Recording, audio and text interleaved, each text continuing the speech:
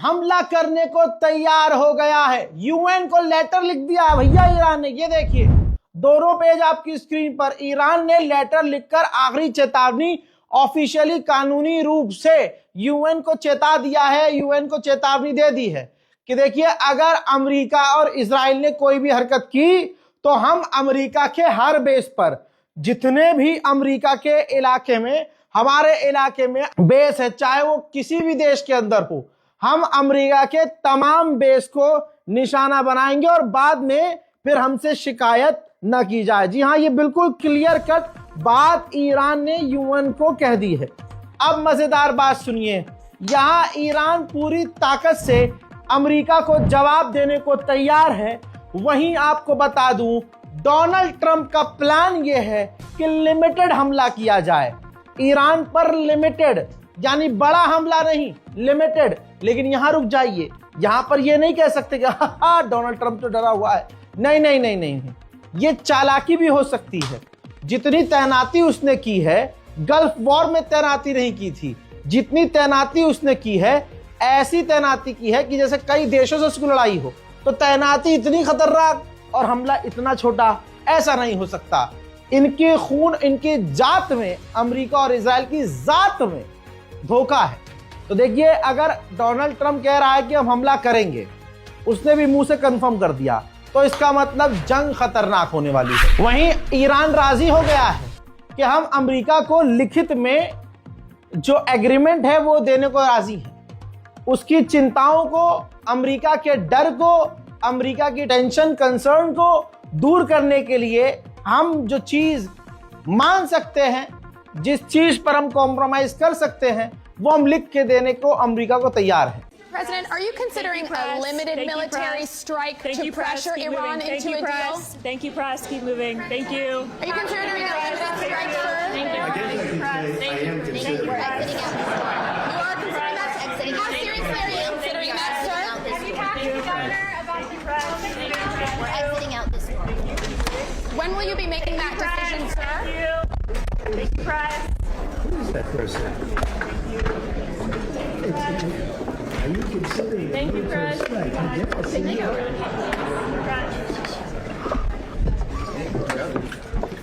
हजरत ISIS के खिलाफ और आतंकी संगठनों के खिलाफ नाटो और इंटरनेशनल फौज की कई टुकड़ियां, कई देशों की फौज मिडिल ईस्ट में तैनात थी। तो भैया नॉर्वे के भी 60 से ज्यादा सैनिक मिडिल ईस्ट में तैनात थे अमेरिका की मदद के लिए आईएसआईएस के खिलाफ। तो भैया नॉर्वे ने देखा कि ईरान फुल फॉर्म में चल रहा है और ईरान बहुत बजाएगा, तो ईरान का खौफ कुछ यूं तारी हुआ कि नॉर्वे ने अपने 60 के 60 फौजियों को नॉर्वे वापस बुला लिया। हजरात एयर ट्रैफिक कंट्रोल के जरिए आपको मैं बता दूं, ईरान ने अपने कई इलाकों का एयर स्पेस बंद कर दिया है।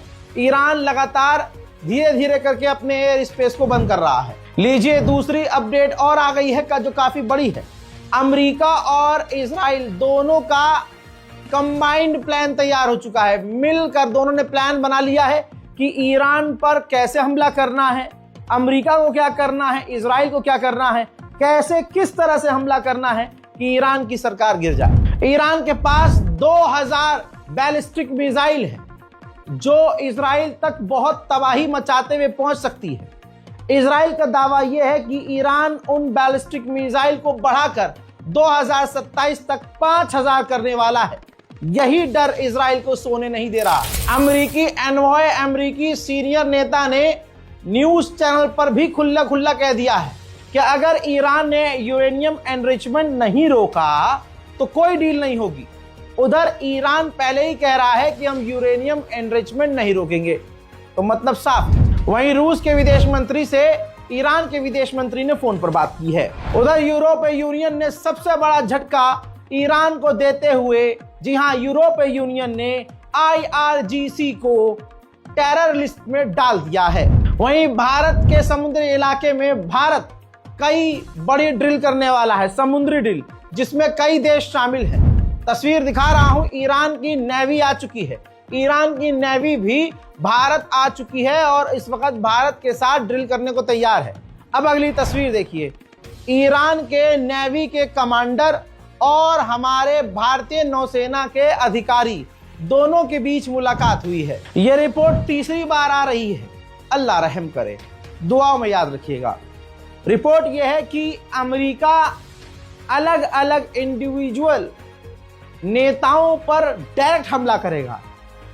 खामनाई हो, ईरान के सुप्रीम लीडर, ईरान के राष्ट्रपति हो, विदेश मंत्री हो, ऐसे दिग्गज नेताओं को डायरेक्ट, जैसे याद होगा आपको हमास के लीडर याद होंगे आपको, इस्माइल हानिया, तेहरान के अंदर उन्हें मारा गया था। मेरी बात समझने की कोशिश कीजिएगा, तेहरान में ही मारा था। ईरान कुछ उगाड़ पाया? नहीं उगाड़ पाया, चीखा चिल्लाया सब। और ये पूरा उनका जो मर्डर है वो काफी बड़ा प्लान किया गया था पहले से, क्योंकि भाई ईरान के अंदर मोसाद के जासूस भरे हुए हैं। गरीबी इतनी, किसी को $200 दो, कत्ल करवा दो।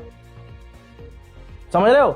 तो किस तरह से इस्माइल हानिया का कत्ल कामयाबी से किया, और ऐसे ईरान के टॉप IRGC के कमांडर और टॉप साइंटिस्ट को अमेरिका और इजराइल ने ऐसे ही धोखे से मरवाया। तो कोई बड़ी बात नहीं है, इसलिए कह रहा हूं ये धमकी काफी डराने वाली है कि कुछ टॉप लीडर्स को ईरान के अमेरिका निशाना बना सकता है, मार सकता है। हजरात, जर्मनी ने अपने लोगों से यह भी कह दिया है कि जल्द से जल्द जो भी जर्मन ईरान में रह रहे हो वापस आ जाओ, छोड़ दो ईरान। इंटरनेशनल पाबंदियां ईरान पर अमेरिका और यूरोप ने लगाई है, जिसकी वजह से एक और समुद्री वेसल टैंकर ईरान का डेनमार्क ने सीज कर लिया। बर्तानिया अमेरिका को बार बार कह रहा है कि डियागो गार्सिया इस्तेमाल मत करना ईरान पर हमला करने के लिए, हमको बहुत दिक्कत हो जाएगी। लेकिन अमेरिका बार बार अभी तक मनाने की कोशिश कर रहा है ब्रिटेन के, हमें डियागो गार्सिया अपना जो आइलैंड है उसको इस्तेमाल करने दो ईरान पर अटैक करने के लिए। सेंटम के कमांडर ने बड़ा बयान दिया और कहा कि हम हर दिन 100 से ज्यादा हमले ईरान पर कर सकते हैं और कुछ ही घंटों के अंदर हम ईरान की रिजीम पलट सकते हैं और ईरान को पूरी तरह से मिटा सकते हैं। उधर इजराइल पूरी तैयारी में है। अब इजराइल ने अस्पताल और अस्पताल के जो पार्किंग लॉट्स हैं उनके लिए नोटिस जारी किया है कि अस्पताल की तमाम पार्किंग को खाली रखना है और जो डॉक्टर्स हैं उनको 24 घंटे एक्स्ट्रा बेड हॉस्पिटल में लगा के रखने। लीजिए, सैटेलाइट इमेज से तस्वीर आई है। स्पेन के अंदर भी अमेरिका के कई सारे फाइटर जेट नजर आ रहे हैं। ईरान के विदेश मंत्री ने इंटरव्यू में साफ कहा कि अमेरिका ने हमें जीरो एनरिचमेंट के लिए नहीं कहा है। अभी भी अमेरिका से बात चल रही है। और एक बात और क्लियर है कि अगर हमारे न्यूक्लियर साइट पर हमला किया गया तो पहले की तरह वो तबाह नहीं होगी, और आज भी अगर उस पर हमला किया जाता है तब भी उस पर कोई फर्क नहीं पड़ेगा। माइक्रोसॉफ्ट ने अपने 3 अधिकारियों को गिरफ्तार किया है। इल्जाम यह है कि इन्होंने माइक्रोसॉफ्ट, गूगल और ऐसे ही सेंसिटिव जो सोशल साइट्स हैं और जो इस इंडस्ट्री में खतरनाक डेटा होता है वो डेटा इकट्ठा करके ईरान को दिया था। उधर पुर्तगाल में भी अमेरिका ने पूरी फौज उतार दी है। चंद तस्वीरें देख लीजिए। अमेरिका के फाइटर जेट, अमेरिका के टैंकर, अमेरिका के कार्गो जहाज पुर्तगाल में भरे हुए नजर आ रहे हैं।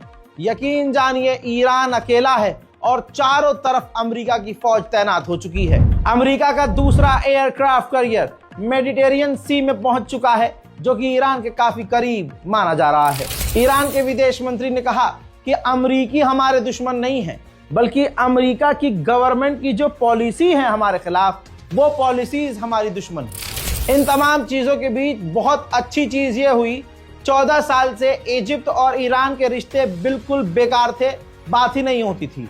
14 साल के बाद ईरान और इजिप्ट ने अपने रिश्ते बेहतर कर लिए हैं, ठीक कर लिए हैं। वल्लाह सुभान अल्लाह। बिफोर आफ्टर दिखा रहा हूं। ईरान की न्यूक्लियर साइट है, हमले के दौरान 12 डेज वॉर में तबाह हो चुकी थी। ईरान ने उसको दोबारा से रिपेयर किया हुआ है। बाजू में तस्वीर आप देख सकते हैं। मोहतरम हजरात, ईरान स्पेशल रिपोर्ट में फिलहाल के लिए इतना ही। इस रिपोर्ट को शेयर करना बिल्कुल मत भूलिएगा। अपनी राय कमेंट सेक्शन में जरूर लिखिएगा और हमारे चैनल रज़ा ग्राफी अनस्क्रिप्टेड को सब्सक्राइब जरूर कीजिएगा। जय हिंद।